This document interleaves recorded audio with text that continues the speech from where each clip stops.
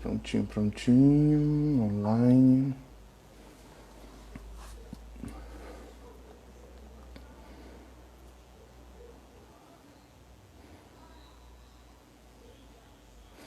Olá, Dânia.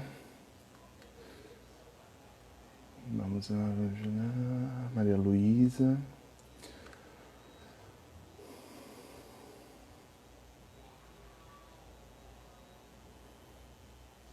Angélica, vamos ver aqui com a Angélica.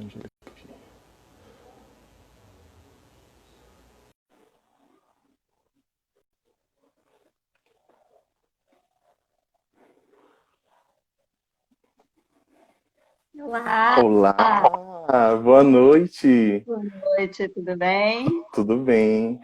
Me apresentar primeiramente, eu me chamo Danilo, eu sou o diretor administrativo da Liga atualmente e é uma honra imensa a gente estar aqui te recebendo. A gente está falando sobre esse tema tão importante e falar um pouco também da fitoterapia, né? Que é de grande importância para a nossa liga.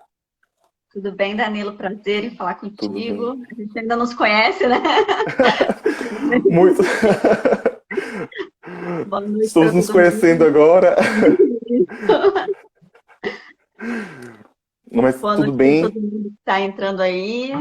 Ah, espero que a gente possa aproveitar aí um pouquinho da fitoterapia, né?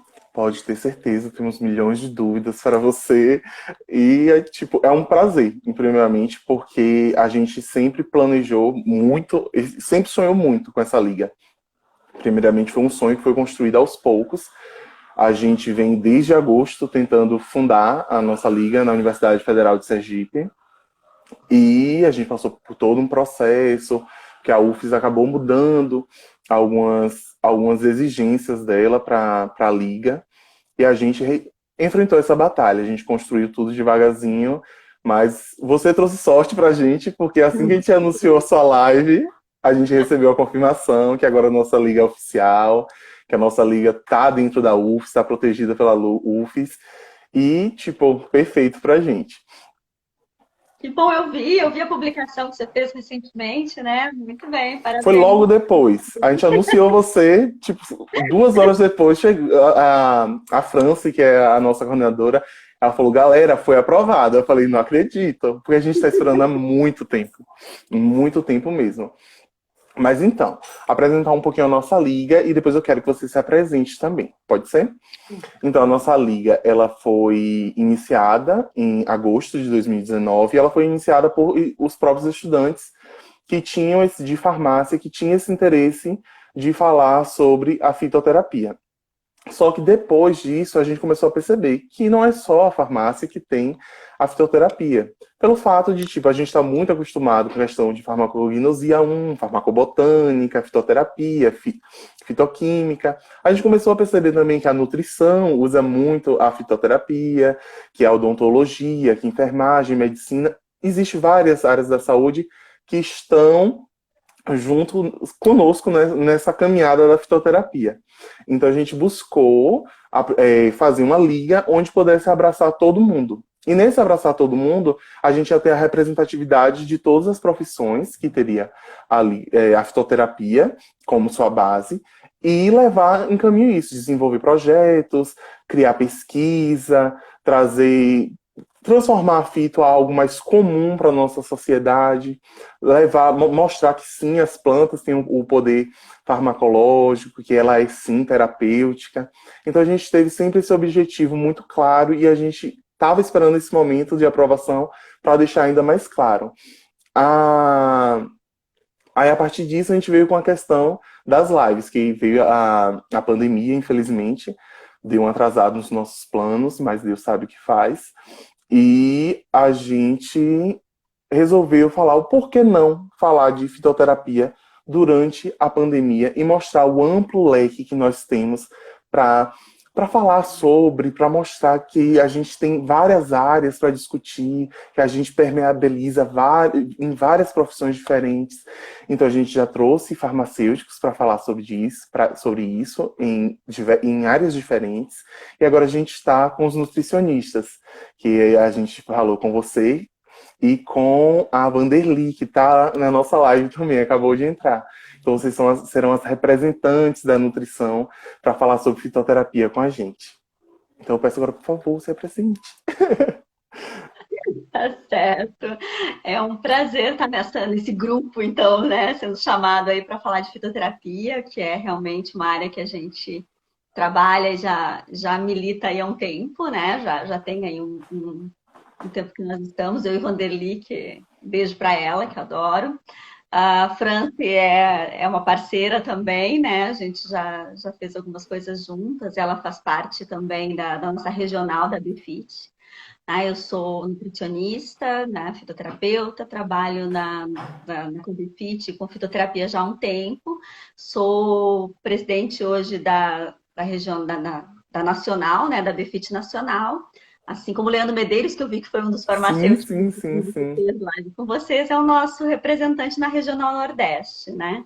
Então, a Befit hoje, aqui no Rio, que é onde fica a Nacional, que eu sou presidente, ela tem um ambulatório dentro do Hospital Federal do Andaraí, que é um ambulatório que trabalha exclusivamente com fitoterapia magistral, né? Então, a gente consegue aí atender aos pacientes. Claro que eu sou uma nutricionista que coordena um ambulatório, então eu digo que o ambulatório ele não pode ser exclusivamente de fitoterapia, porque é uma nutricionista que coordena e, obviamente, o plano alimentar está ali presente, mas ele é um ambulatório de fitoterapia, onde a gente consegue atender, né, a comunidade e a região, né, do Rio de Janeiro. Ele está dentro de uma na Zona Oeste, que é uma região que nós conseguimos atender aí pelo apoio de vários parceiros que temos de forma magistral e gratuita para a população. Então é bastante interessante, é um projeto que quem quiser vir para o Rio conhecer está super de portas abertas, né? Para o ambulatório, a gente tem, aceita e recebe A gente já estágios está... curriculares de várias regiões, né? Já tive, inclusive, estagiário, né, da região aí de vocês, né, no ambulatório, então é muito... É um ambiente de estudo bastante interessante justamente por isso, né? Porque a gente consegue aí fazer um ambulatório interdisciplinar, onde tem médico, nutricionista, farmacêutico, né, enfermeiro, justamente essa junção interdisciplinar dentro do mesmo espaço, que é fantástico já por ser só, né, essa questão interdisciplinar, muito mais para poder Sim, trabalhar a fitoterapia de forma magistral. Então, perfeito. né, além disso, acaba que a gente tem a própria BFIT tem pós-graduação, né, em parceria com universidades, com a FRJ daqui, a gente tem uma pós em parceria, tem a pós de prática clínica, que é exclusiva da BFIT, então eu coordeno essa pós-graduação, então a gente tá aí um caminho na fitoterapia. Que bom. Aí a gente veio na questão de desenvolver um tema que seja mais conhecido, assim, digamos, porque quando a gente vê a fitoterapia aplicada na nutrição, a gente vê um leque também muito grande, assim como as outras profissões. Só que a gente vê bastante nessa questão de utilizar a fitoterapia no controle do peso. Uma pessoa que já usou bastante. Utilizar a fitoterapia para ajudar no desempenho da atividade física. Então, eu queria que você falasse um pouco o que seria a obesidade para a gente. Eu acho que a fitoterapia para o nutricionista, né, que é quem mais trabalha, acaba, né, sendo o profissional que mais trabalha o controle do peso, ela é uma grande aliada justamente por isso, por ela ser aí um complemento ao plano alimentar. Então, você tem a fitoterapia, a gente fala muito de fitoterapia magistral, mas ela pode estar incluída, por exemplo, dentro de um plano alimentar, trabalhar com as plantas dentro da alimentação também, né? Então, Sim. é um grande aliado, talvez a nutrição, dentre todas as profissões, ela foi a que primeiro se agarrou na fitoterapia, né? A que primeiro assumiu aí e até regulamentou a fitoterapia, né, como uma prática clínica, uma especialidade da área, justamente por isso. Né? Então, você pode colocá-la dentro de um plano alimentar, e você pode trabalhar a fitoterapia, se não for dentro de um plano alimentar, na forma, né, de um chá medicinal, fazendo infusão, decocção, maceração, ou magistral, como a gente fala tanto, né? E a obesidade, justamente por ser uma doença crônica multifatorial, então aí você tem muitos fatores que levam o paciente a ser obeso, né? Então, a ter um peso aumentado. né? Assim como tem esses vários fatores, também não é um único caminho da fitoterapia que vai levar, né, esse paciente a ser ajudado, né, pela fitoterapia. Então, a obesidade, ela tem vários níveis, né, classificatórios, aí que vai desde um sobrepeso até uma obesidade grau 1, grau 2, grau 3, né? Mas dentro de todos esses níveis, dentro dessas todas essas possibilidades, todas as intercorrências que vêm junto com ela, né? Porque não é só o peso, né? E sim tudo o que vem aí, né? Uma dislipidemia, que é um colesterol, né, alterado, muitas vezes uma desregulação da insulina, da glicose. Então, você tem muitos fatores que Hipertensão. trazem o paciente obeso junto, né? Que acaba muitas vezes sendo um paciente de síndrome metabólica, que é o que a gente mais vê na prática clínica hoje. O paciente, às vezes, ele nem está tão acima do peso, mas ele tem várias outras intercorrências, né? E aí levam ele a ser, né, um paciente de síndrome metabólica. Então, a fitoterapia ela é interessante nisso, porque a gente sabe que a planta medicinal ela não é um único complexo que atua num único alvo, né? Ela tem aí um Sim, fitocomplexo, né? fica Então, complexo. que vai para vários caminhos e para vários alvos, e com isso eu consigo ter, sim, uma resposta muito mais eficaz, né? Então, eu acho que é, é, talvez o farmacêutico, né, seja o mais difícil de entender, às vezes, na fitoterapia, porque ele procura aquela coisa do, qual é o caminho que faz, qual é a rota metabólica, qual é a Mecanismos de meia-vida. ação. Isso não existe muito, né? Na... Claro que rota metabólica hoje você já consegue traçar, mas a gente não tem meia-vida de planta medicinal, né? Então, nenhum único alvo com planta medicinal. Então, eu acho que isso é o difícil, mas também, ao mesmo tempo, é o tão fantástico que é das plantas medicinais, que a gente consegue atuar aí de vários caminhos com uma única planta. Pronto. Sim, sim. Aí a gente entra na questão que você mesmo falou, né? Que a gente usa principalmente algumas partes da nossa fitoterapia, que a gente usa os fitoterápicos, principalmente a questão dos magistrais, que tanto são falados. A gente tem as drogas vegetais, que são utilizadas na fitoterapia também. E tem a planta medicinal em si, que ela também pode estar presente no controle do peso. Aí a gente entra naquela questão. Dentro da nutrição, aí, quais são os mais utilizados? A gente está falando mais de magistrais, a gente está falando mais de droga vegetal, a gente está falando da planta. Eu acho que é uma combinação de todos, né? Porque, principalmente quando você trabalha, né, com a fitoterapia que a gente chama na BFIT de fitoterapia contemporânea, né? Que não é você utilizar monoterapia, dificilmente a gente utiliza uma planta só, né? Normalmente a gente faz uma combinação de plantas, né?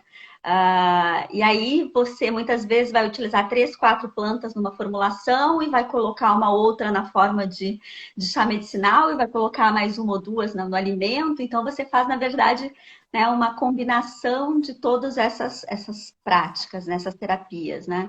Essas, na verdade, formas de uso da fitoterapia. E uma não é melhor do que a outra, ou ela é diferente. E para alguns pacientes, muitas vezes, elas são complementos. Tem pessoas que não vão se adequar a fazer um chá, por exemplo, né? Ou não vão Sim, ter esse hábito diário do chá. Uma coisa é você dizer, olha, de vez em quando você faz um chá, ou você faz um chá durante uns 15 dias.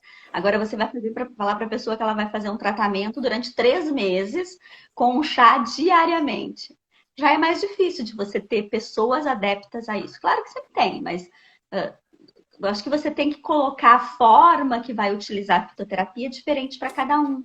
Né? E saber entender, né? Não sei se todas as pessoas que estão nos. Claro que tem vários que ali que eu. Né, que entraram agora que eu conheço, sei que sabem essa diferença. Mas assim, quando a gente vai trabalhar a fitoterapia, né?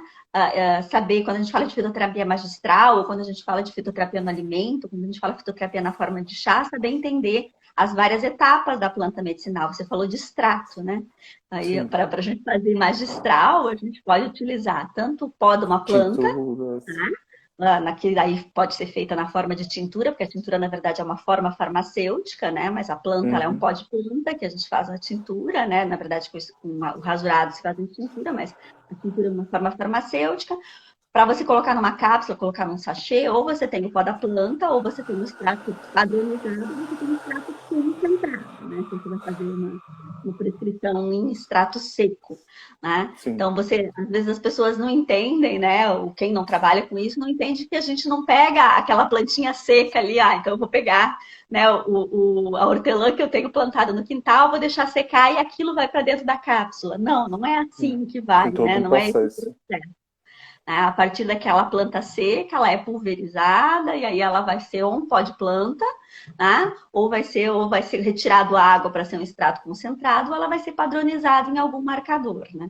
Então, Sim, na verdade, são os caminhos para a gente fazer a prescrição magistral da fitoterapia. sim. Aí tem uma questão que a gente fala, principalmente no... Você levantou uma questão muito importante. A gente fala isso principalmente porque o farmacêutico ele também atua na questão do controle do peso. E a gente segue bastante essa questão, porque não adianta a gente fazer toda uma programação com o paciente se ele não vai seguir. Por isso que a gente quando a gente entra com a planta medicinal no controle do peso, a gente vê, por exemplo, se é uma pessoa mais velha, ela vai ter uma aderência, digamos assim, ao chá do que tomar uma cápsula, pelos problemas de deglutição. Se é uma pessoa mais jovem, ela vai ser mais interessante uma cápsula, porque o dia a dia corrido vai favorecer. Então, isso é de extrema importância para a gente que trabalha com fito. Saber prescrever a questão do fito e saber onde ele vai ser aplicado. Porque muitas vezes a gente acaba percebendo que existe meio que um distanciamento na hora da prescrição em fitoterapia. Porque às vezes a pessoa passa o tipo de planta, mas não passa a concentração, como você falou.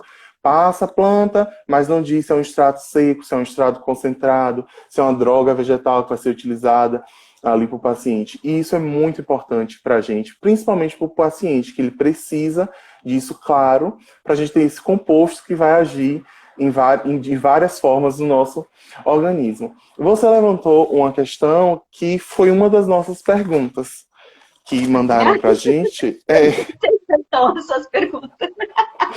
Chegou uma perguntinha e ele fala principalmente dessa coisa de mesclar as plantas medicinais em uma mesma formulação. Porque a gente vê promessas, principalmente de profissionais que acabam não sendo da fitoterapia, de chás que tem 10, 12 ervas, 30, 40 ervas, que promete efeitos milagrosos com a fitoterapia. E a gente acaba percebendo que esses chás, alguns desses chás, acabam se anulando. Porque uma planta acaba interagindo com outra planta, que acaba interagindo com outra espécie de planta, e no final o paciente ele não tem o efeito e pode ter uma questão de toxicidade. Então a gente queria que você falasse um pouco sobre essa questão da prescrição. É correto colocar muitas plantas numa formulação? É correto passar muitas drogas vegetais ao mesmo tempo para um paciente utilizar? Eu acho que não é, a questão não é se é correto ou se é errado, né? Se é certo ou errado, né? Mas é se você tem primeiro, né, conhecimento do que você está fazendo, né? Isso é a primeira coisa. Agora, claro, a gente tem assim um absurdo de 30 plantas numa mesma formulação. Isso já a gente tem o que a gente chama de sinergismo quando a gente coloca algumas plantas juntas, né? Uma combinação de plantas medicinais. E quando você tem um sinergismo que ele é antagônico, né? Ele vai aí competir, na verdade, e vai ou porque vai se ligar aos mesmos receptores, ou porque eles vão ter realmente efeitos distintos, e aí ao mesmo tempo que eu uso uma planta que é constipante, eu vou utilizar uma planta que vai ser laxante, aí, né? Sim, Um exemplo simples, mas tem aí várias outras, né, combinações que podem ser feitas. Agora, quando você sabe fazer uma combinação adequada e você tem esse conhecimento para fazer uma combinação adequada, a gente está falando aqui de combinação, uma prescrição magistral, né? Eu sempre tenho o hábito, a gente tem o hábito de fazer isso na fitoterapia contemporânea, e olha, a gente vai colocar pelo menos 3 plantas combinadas. Por quê? 3 plantas combinadas. Primeiro porque tem já vários estudos mostrando que o sinergismo, a combinação de plantas, você tem uma resposta terapêutica mais adequada de quando você faz uma planta separadamente, né? Isso numa formulação, uma prescrição. E aí você colocar, né, que a gente chama de, vem um pouco do princípio da medicina chinesa também, que é a base, né, a base que eu tenho e a base de formação da maioria de quem trabalha na ABFIT, né, na associação, é de você trabalhar com uma planta principal, que a gente chama de planta principal, uma planta secundária, que seria uma planta que iria atuar em questões secundárias ou queixas secundárias do paciente, uma planta adaptogênica. Então, sempre tem uma adaptogênica na formulação, né? Seria o nosso hall de 3 plantas para trabalho. Obviamente que para você fazer uma combinação de 3 plantas, você já precisa saber um pouco de toxicidade, de sinergismo dessas plantas, de efeito colateral, de que interage com o quê, né? Isso para qualquer prescrição que você for fazer, até quando você tem, né, uma prescrição de medicamento sintético, né? Se você é um médico, né? Que os médicos hoje também estão abraçando muito a fitoterapia, assim. Eu tenho muitos médicos como alunos que antigamente não se tinha, né? Nas pós-graduações, antigamente não tinha. Muitos nutricionistas, depois foram chegando os farmacêuticos, hoje a gente tem bastante médico como aluno. Então, mesmo o médico, quando ele vai prescrever 1, 2, 3 medicamentos, ele precisa saber a combinação dos medicamentos, o que vai interagir com o que, ou se vai ter um sinergismo potencializado, se vai aumentar o efeito colateral de uma droga ou de outra. Muitas plantas, não é por serem, né, plantas medicinais, ou porque a gente está trabalhando com plantinha, né? A gente ouve muito, mas se é plantinha, não tem... É natural. É natural, não faz mal, não é verdade. A gente já sabe que tem muito problema sim, assim como tem muito efeito, né? Que vai ter muita resposta clínica, que a gente já tem muitas plantas com resultados muito bons. Isso quer dizer que se funciona para o bem, também pode, né, ter aí uma interação, ou ter uma reação, ou uma contraindicação, um efeito colateral. Então é importante saber isso. Então, na verdade, não é errado combinar plantas desde que você saiba combinar. Mas eu acho que tem que ter um limite, sim, né? Até porque vai ter toxicidade, né? Algumas plantas que você usa aí, várias plantas que têm o mesmo mecanismo, a mesma rota, né? Vai ter uma hepatotoxicidade, principalmente a nível de fígado, bastante importante. Que é onde recebe, né? Tempo de tratamento, quanto tempo ficar com a mesma planta, isso tudo é importante quando você vai fazer uma correta prescrição. Quando a gente dá caminhos distintos, e normalmente quando você faz combinação de plantas, você também não usa doses tão potencializadas, né? Então é muito comum, às vezes, vir o aluno para mim, né, ou numa palestra, e falar, olha, eu dei chá verde, né, dei camélia sinensis para o meu paciente e ele teve taquicardia, tá? E aí, às vezes, quando você faz a combinação das plantas, porque você coloca junto um adaptogênico, provavelmente esse paciente não vai ter taquicardia, porque o adaptogênico ele tem essa função na formulação, né? Ele tem a função aí de harmonizador de fórmula também, que é por isso que a gente chama da MPC, né? Ao mesmo tempo que a gente coloca aí doses menores, ele vai harmonizar essa fórmula e com isso vai fazer com que o paciente consiga, como ele trabalha diretamente a imunidade adaptativa, né? Por isso que ele recebe esse nome, ele vai fazer com que tenha aí uma melhor, que regule melhor, que harmonize melhor essa forma. Então, dificilmente você tem, eu já tive isso, casos em prática clínica com paciente dentro do consultório, que ele chegou, olha, não, mas eu não já usei e tive problema. E aí, quando você faz uma combinação, isso não acontece. Então, a prática mostra o que dá para fazer. Eu achei importante essa pergunta pelo fato de que eu já vi isso acontecer. Você deu um exemplo assim bem claro. Eu já vi uma tia chegou para mim mostrando uma fórmula que foi prescrita e tinha goiabeira e cáscara sagrada numa mesma fórmula. Aí eu fiquei tipo, uma acaba anulando outra e a gente não sabe o efeito que a gente pode ter em cima disso. E tem mais uma perguntinha. Tem algumas perguntinhas bem interessantes. Vamos lá. Teve essa aqui que falou sobre limite de chá por dia. Porque normalmente quando a gente fala nessa questão do uso para o controle do peso, principalmente falar uma experiência própria, eu passei por uma nutricionista que era fitoterapeuta e o controle do peso dela foi feito principalmente por questões de infusão, decocção, maceração, que são os processos de retirada do fitoativo que a gente chama da planta para a gente utilizar.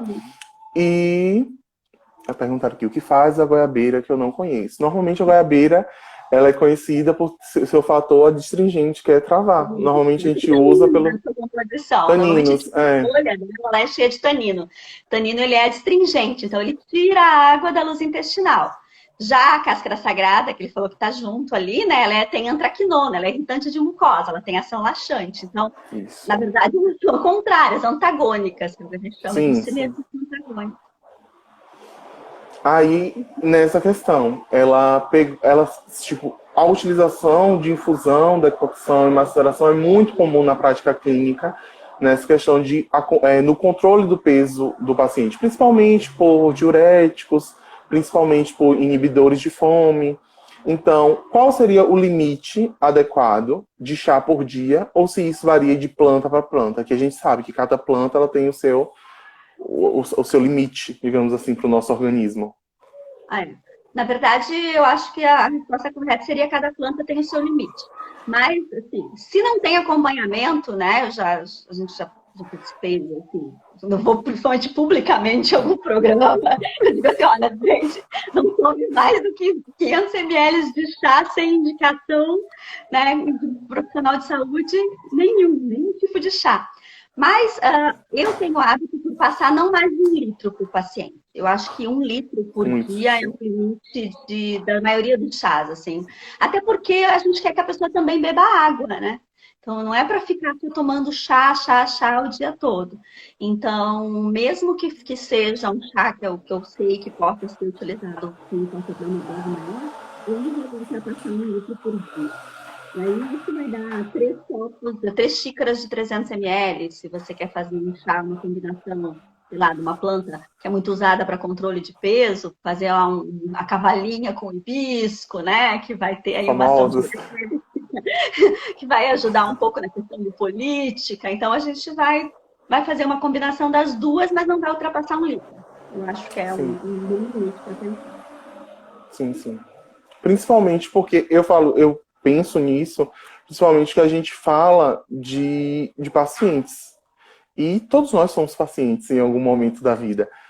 E a gente, em questão de controle de peso, quando a gente fala de questão de controle de peso, a gente fala da pessoa que ela está passando por esse processo. E esse processo é um processo complicado. Esse processo, muitas vezes, a pessoa não tem a paciência de esperar o efeito, o processo de mudança alimentar, de educação alimentar, de todo um processo, e acha que o tratamento ele vai ser algo milagroso e rápido.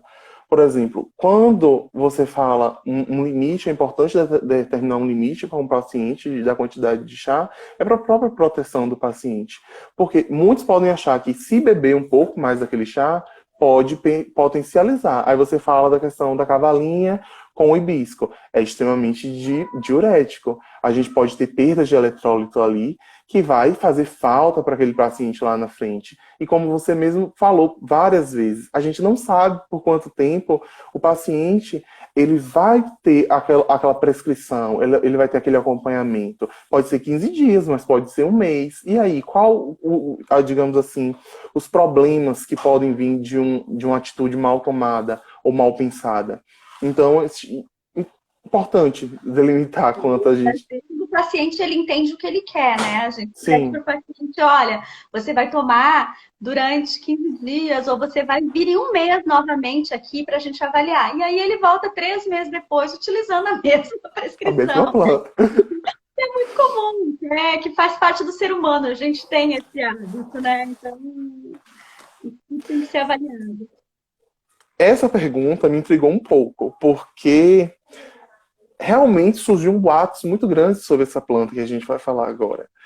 Que é se o hibisco realmente é hepatotóxico. Que eu não sei se você lembra, mas nos meados de 2016, 2017, surgiu uma notícia que o hibisco realmente era hepatotóxico, sendo que ele não é. Até onde eu sei, o hibisco ele não é. Muito pelo contrário, ele tem a função diurética e tem a questão de anjo protetor, que ele vai proteger os vasos. Aí, como a gente fala disso? Ele é hepatotóxico? A gente entra naquela questão do limite? Em alguns momentos. Eu Hã? digo, assim como a gente tem na alimentação alguns alimentos que passam por alguns momentos, o hibisco passou por alguns momentos. Né? Primeiro era a questão que ele era hepatotóxico, depois teve junto, acho que meio parecido ali na mesma época, que ele ia interferir na fertilidade. Então, assim, teve muitos Sim, caminhos que Fertilidade foram masculina, então muitos homens não queriam tomar o hibisco.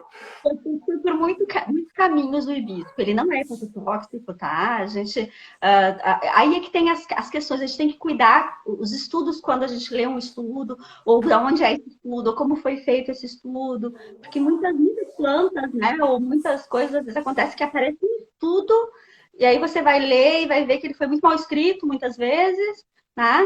E que deu uma resposta específica para determinada coisa, né? E aquilo se repete, a gente repete coisas sem ter a certeza do que está falando, né? Então, isso foi uma das questões do hibisco, ele não é hepatotóxico, pelo contrário, ele é super diurético, sim, a gente usa muito na prática clínica. Tem, na forma de prescrição, hoje a gente já tem alguns extratos para hibisco, que é com ação lipolítica, ou atuando em GLP-1, que vai atuar na saciedade, que é bem interessante. Bem Né? interessante. Claro que tem que ter cuidado de uso, como qualquer planta medicinal, né? Mas Como ele não qualquer tem medicamento. pelo contrário, ele tem uma ação assim bastante interessante de antocianidinas que vai atuar muito na questão vasodilatadora, né? E por isso também a vasodilatação periférica. Então, para o paciente, para circular o paciente para obeso é fantástico. Ação lipolítica, Fantástico. muito interessante também. Essa questão da fertilidade é outra coisa, que foi um estudo que foi feito na China com outro tipo de hibisco, que não é o hibiscus abdarifa que a gente costuma prescrever aqui, né? E sim o hibisco rosa sinensis, que é um hibisco que a gente usa como ornamental. E aí, aqui no Brasil não é usado ele para uso oral, né?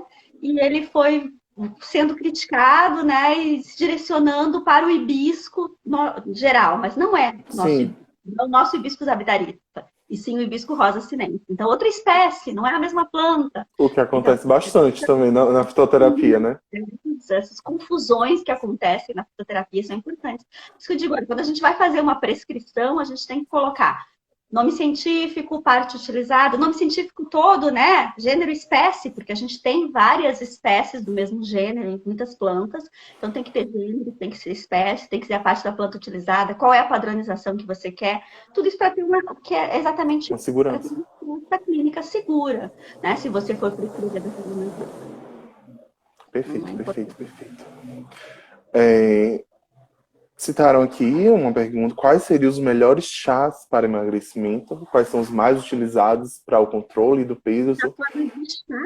Ou na forma de prescrição magistral, porque aí tem coisas que a gente não vai conseguir na forma de chá, né? Mas a camélia Sim, sinensis ainda é talvez a planta mais utilizada, né, para emagrecimento, pensando que ela tem ação aí, né, tanto antioxidante, quanto anti-inflamatória, quanto termogênica, né? Então você vai ter aí a epigalocatequina 3-galato, que é a catequina que está presente na folha do chá e que vai ter essa ação. Então eu acredito que ela seja a mais, ainda mais utilizada. Quando a gente trabalha com fitoterapia contemporânea, que a gente trabalha com a visão um pouco da MTC, a gente sabe que não utiliza a mesma, né, a mesma planta para vários tipos de pessoa, porque você vai classificar uma pessoa mais com excesso, outra mais com deficiência, outra mais com estagnação. E aí um chá verde, por exemplo, ele não pode ser usado para todo mundo, ele vai ser usado muito mais sim. para aquele paciente que é classificado como deficiência, porque o chá verde acaba sendo uma planta que esquenta o paciente, então ele não poderia ser utilizado para todas essas pessoas. E aí o hibisco, que a gente falou aqui, está falando, né, dele bastante, ele é interessante porque ele é bastante antioxidante, anti-inflamatório, mas não vai esquentar o paciente. Então, aquele paciente estagnado, que normalmente o obeso tem um quê de estagnação junto,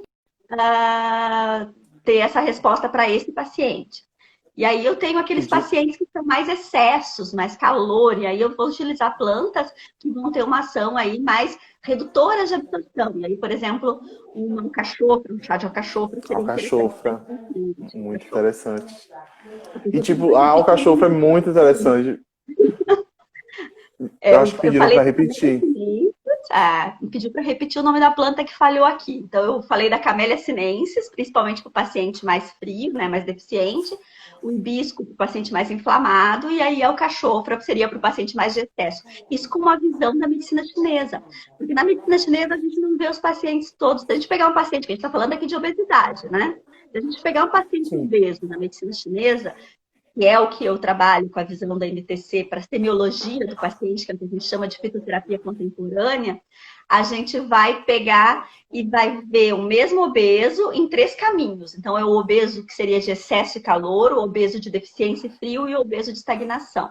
O obeso de excesso e calor, eu vou utilizar plantas mais frias, que vão reduzir a absorção. Então, a gente tem o hibisco, desculpa, a alcachofra, que é utilizada, a espirulina, que é muito interessante para ele, a fazelas vulgares. A gente tem plantas para esse paciente. E aí a gente tem a planta para o paciente de deficiência e frio. E aí são plantas mais termogênicas, mais quentinhas, né? Aí a gente pode colocar uma Camellia sinensis, um Ilex, né? Que é o Ilex paraguarense, que é a erva mate, né? Uma pimenta, por exemplo, para esse paciente é legal, né? Tanto na alimentação como na forma de Gengibre. chá ou manipulado. E aí tem o paciente inflamado, que é o paciente estagnado. Nesse a gente vai trabalhar com plantas anti-inflamatórias, né? E circulantes. Por isso que o hibisco é bom para esse paciente, porque ele vai atuar em vasodilatação periférica, por causa das antocianidinas, então, circulante para esse paciente. Hibisco, cúrcuma, gengibre, que é Sim. anti-inflamatória, né? Então, aí Ah, dá para fazer um combo de chazinhos. Dá para misturar? Dá para misturar hibisco com outra planta, sim. Ah, o hibisco é muito utilizado, a gente combina muito com chá ele, tanto com o gengibre quanto com a cavalinha, que é um chá cavalinho. muito querido dentro da fitoterapia para Muito. Ela e Oliveira, incrível. por que ele é querido para redução de peso? Porque eu botaria ali, ó, o famoso gordo yin e o gordo yang. É isso mesmo, o gordo de excesso, que é o gordo yang, e o gordo yin, que é o gordo de deficiência. A cavalinha ela é bem vista dentro da fitoterapia, né, para redução de peso, porque ela vai primeiro que atuar na retenção hídrica, que é uma coisa comum também, né, dessa estagnação do paciente. E depois, porque tem um monte de estudos dela para celulite, né, então para a questão da estética De também. colágeno. Exato. Então, ela é bem-vinda nesse sentido, né? Melhora a A gente pele. pega isso na composição, né? Então, aí tudo isso vai ajudar. Sim, Na questão também antioxidante para a pele. Por isso que ela é bem querida, né? É difícil o nutricionista que não goste de prescrever uma cavalinha aí na verdade. formulação. É, vamos cá. Estou Pronto. perguntando da dosagem, ó, a dosagem exata para prescrição diária. A gente falou aqui que não deve utilizar mais do que 1 litro de chá. Né? Lembrando, né, eu já fiz algumas publicações lá no meu Instagram sobre a dose certinha e como faz infusão, decocção e maceração, tá, gente? Mas assim, a gente usa meio que padrão de 1 colher de sobremesa para 250 ml de água. Então, da planta, se for planta seca, tá? Seca. Se for planta fresca, 1 colher de sopa. Estão perguntando aqui sobre a centelha asiática e carqueja. As duas, por sinal, são muito prescritas em fórmulas, juntinhas, abraçadas. A asiática, ela segue a mesma linha que a gente estava falando da estagnação, do paciente estagnado, lá, obeso, inflamado, porque ela também vai Sim, atuar, né, ela como vasotônica, também vai atuar na circulação periférica e também tem muito estudo para celulite com ela, né? Então, e é uma planta gostosinha também de fazer na forma de chá, porque ela não tem um gosto forte e tal, ela é mais interessante para fazer também na forma de chá. A carqueja eu amo, adoro carqueja, mas não é todo mundo que ama, né? Porque ela tem um gosto bem bem, forte, bem bem amargo. E aí característico. ela é bem legal para aquele paciente de excesso, o paciente yang. Porque a carqueja ela é bastante fria na medicina chinesa, ela é redutora de absorção, ela tem o que a gente chama de planta colerética, né? E colaguba, que ela vai ajudar na Sim, produção da bile, né? E na circulação da bile. Então, ela tem uma boa resposta para redução de absorção. Redução de absorção de glicose, né? De gordura e de carboidrato. Então, dos dois sim, sim. caminhos. Vem outra questão, porque a gente fala principalmente, tem dois tipos de pacientes que a gente fica com aquela questão de utilizar fitoterápicos e plantas medicinais e os seus derivados, que são os pacientes diabéticos e os pacientes hipertensos. Quais tipos de plantas a gente pode indicar para esses pacientes se eles estão na questão que a gente está falando, de um processo de emagrecimento? Até porque muitas pessoas que estão com o peso aumentado, ela vai ter a questão de glicose aumentada, ela vai ter a questão da hipertensão aumentada. Então, que tipo de chás, de fitoterápicos a gente pode estar prescrevendo para esse paciente? Então, tomar cuidado, né? Primeiro, se o paciente está fazendo uso de alguma medicação, né? Porque a gente tem que Sim, ver, analisar aí qual é a interação medicamentosa que vai ter com esses medicamentos que o paciente faz uso e a planta que eu vou utilizar. Porque eu posso sim utilizar plantas, inclusive, que vão ajudar muitas vezes. Isso acontece muito lá no ambulatório, né? No ambulatório lá do Andaraí. Como a gente faz uma uma combinação, né, um atendimento em conjunto com o farmacêutico, com o médico, muitas vezes a gente acaba reduzindo alguma medicação já com o uso do fitoterápico. Então, a gente consegue fazer isso. Você colocar uma planta que vai ter um sinergismo positivo, por exemplo, com uma planta mais hipoglicemiante, com isso reduzir já um paciente que está fazendo uso de uma dose muito alta de hipoglicemiante, ou, já, né, ou uma insulina. Então, tem que fazer, dá para fazer essa combinação. Mas aí, de novo, tem que estar em conjunto com o médico, né? Porque vai ter que reduzir essa medicação.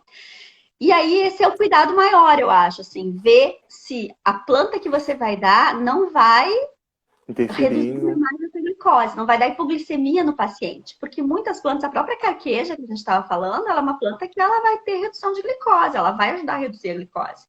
Então, se o paciente já faz uso de um hipoglicemiante, o quanto que não vai interagir com esse hipoglicemiante? O paciente hipertenso, a mesma coisa. Se ele faz uso principalmente de diuréticos, os tiazídicos, né? Então, os diuréticos tiazídicos, que é as hidroclorotiazidas da vida, que Sim, vão sim. realmente fazer ação aí, né, como Direto. esfoliante, vai fazer esfoliação de potássio e tudo mais.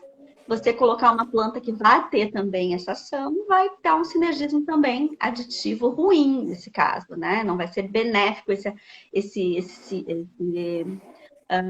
sinergismo aí da combinação das plantas. Então, sempre analisar, antes de tudo, analisar. Agora, claro, a gente pode fazer, por exemplo, um paciente diabético, um paciente hipertenso que é obeso, e eu identifiquei que ele tem uma compulsão alimentar, ou que ele tem uma ansiedade que vai gerar ele esse aumento de peso, utilizar uma planta que vai modular serotonina, que vai modular GABA para reduzir essa compulsão, né? Sim. Ou uma planta, se ele for um obeso frio, né, um obeso yang, utilizar uma Camellia sinensis para ele, eu posso. Ela não vai ter uma ação direta atuando aí nem em glicose, né? Não vai interagir com o hipoglicemiante nem com o diurético que o paciente está usando.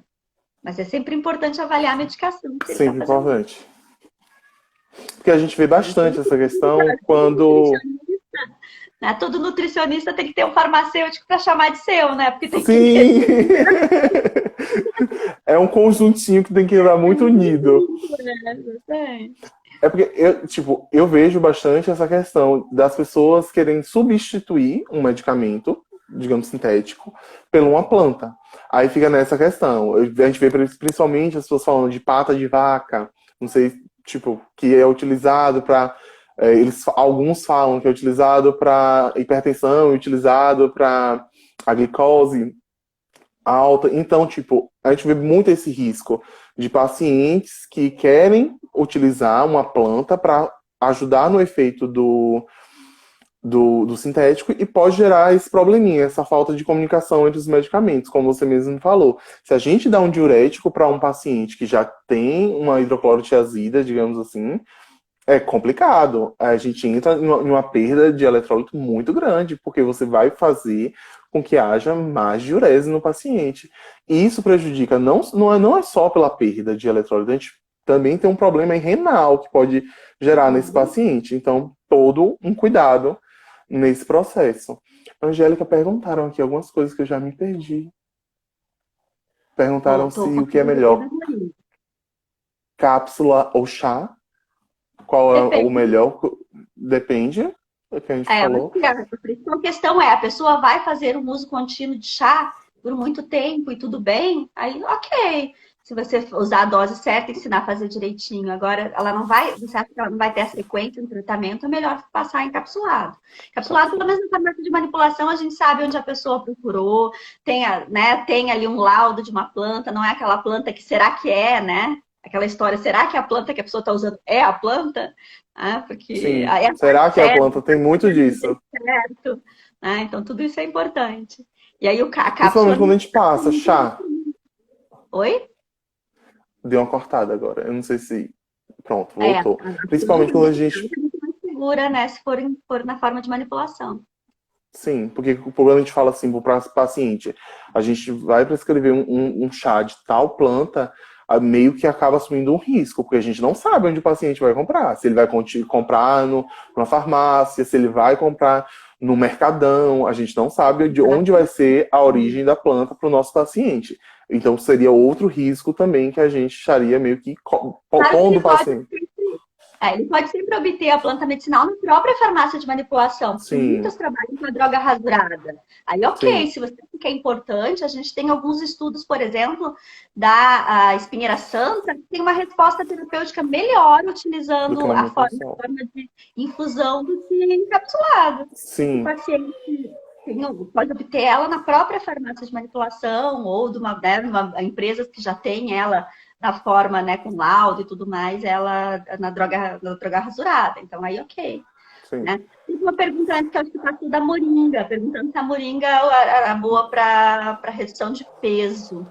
Tá? A moringa oleifera ajuda na redução de peso? Ela não, assim, na minha prática clínica, eu não vejo boa resposta nela para redução de peso. Não uso ela para esse fim. Ela é extremamente antioxidante, muito interessante. A padronização que a gente vê dela no mercado em proteína, ela é padronizada em proteína. Então, ela é uma planta muito interessante para utilizar como paciente vegano, por exemplo, muito nutritiva, é adaptogênica, mas eu não vejo ela como uma planta para emagrecimento. Não vejo ela assim. Teve outra aqui. Meu Deus, vamos lá. Paciente obeso e que faz uso de medicação para depressão, poderia utilizar esses chás, hibisco e cavalinha? Para depressão, sim. Se ele não está fazendo outro tipo né? Não está utilizando um diurético, não está utilizando uma planta, uma droga hipoglicemiante, né? Uma droga sintética hipoglicemiante. Se ele está simplesmente utilizando uma planta para depressão, é interessante saber, desculpa, uma planta não, um medicamento para depressão, saber qual é o medicamento que ele está utilizando, né? Mas normalmente ele vai utilizar, se é para depressão, provavelmente um inibidor de recaptação de serotonina, né? Provavelmente alguma coisa que dá nessa linha, o hibisco e a cavalinha não vai interagir com isso. Uma fluoxetina da vida, né? Que a gente tem até plantas que fazem a mesma coisa. Que é um croxativos, por exemplo, vai fazer isso também. Daí sim, se o paciente está fazendo uso de fluoxetina, já não pode utilizar um croxativos, porque ele vai fazer o mesmo mecanismo, né? Tipo, por exemplo, o diazepam. O diazepam, ele tem uma interação muito larga com plantas. Ele assim, é um medicamento que ele interage bastante mesmo. Então, se o paciente está utilizando diazepam, então não é bom ele utilizar plantas nesse processo, né? Porque, tipo, a faixa dele de interação com planta é muito grande. Muito grande. A biodisponibilidade fitoterápica é mais eficiente no chá ou em cápsula, estão perguntando. Biodisponibilidade sempre vai ser mais segura na forma de cápsula. Você tem aí mais preservado o trato digestório do paciente.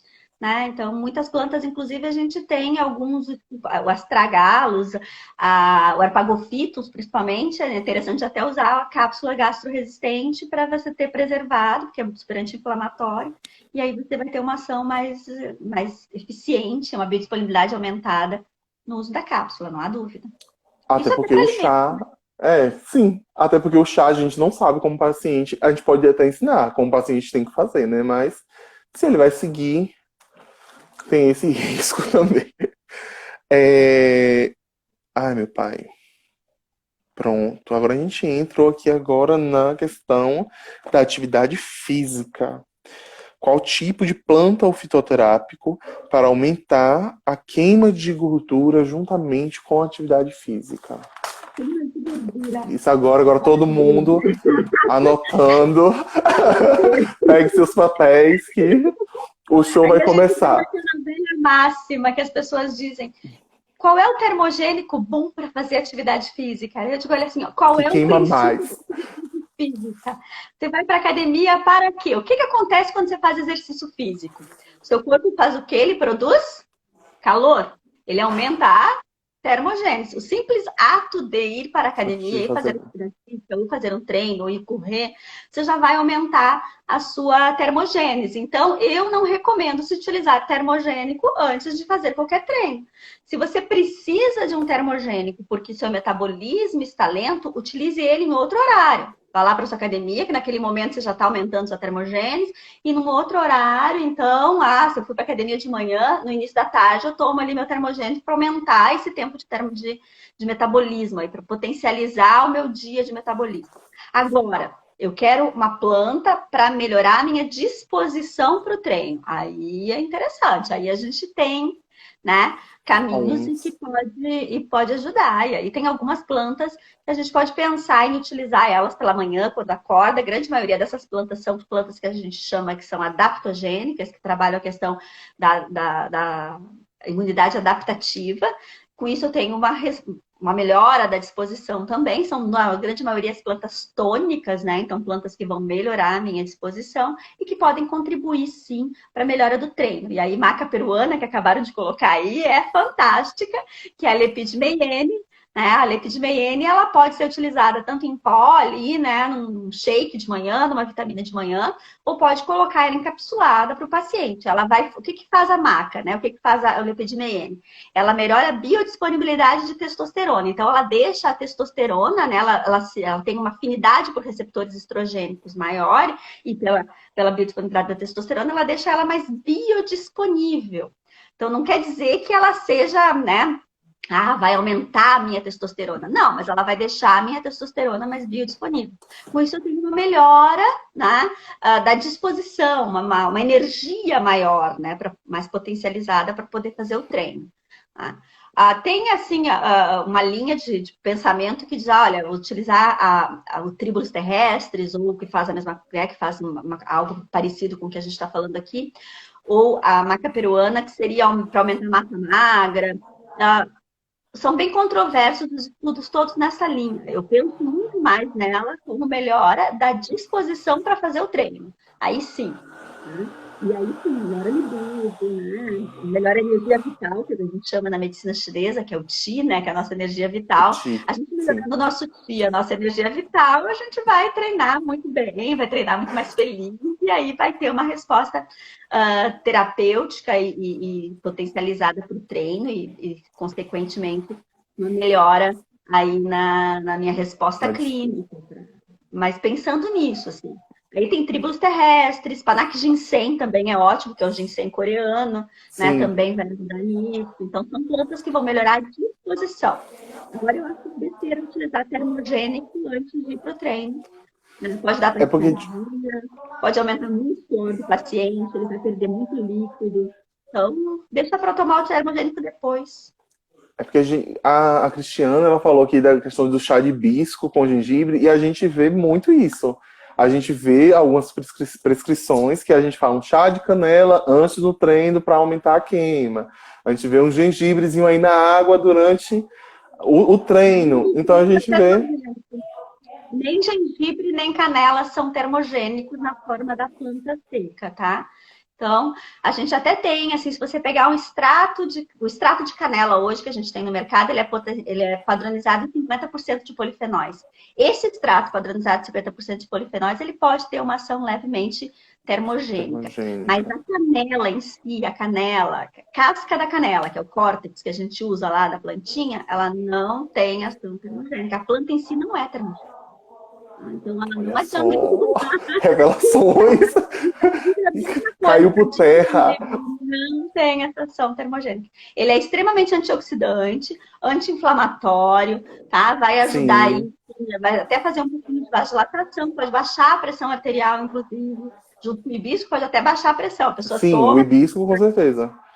Tanto que é uma das contraindicações dele bem clara, que ele pode causar hipotensão. Que a pessoa, tomou, ir pro treino, fez esforço e desmaiou na academia. E o paciente te ouve pra caramba, daí ele resolve que ele vai pra academia sem comer e ainda vai tomar um litro de chá de hibisco na academia malhando. Aí ele cai na academia e a culpa é sua.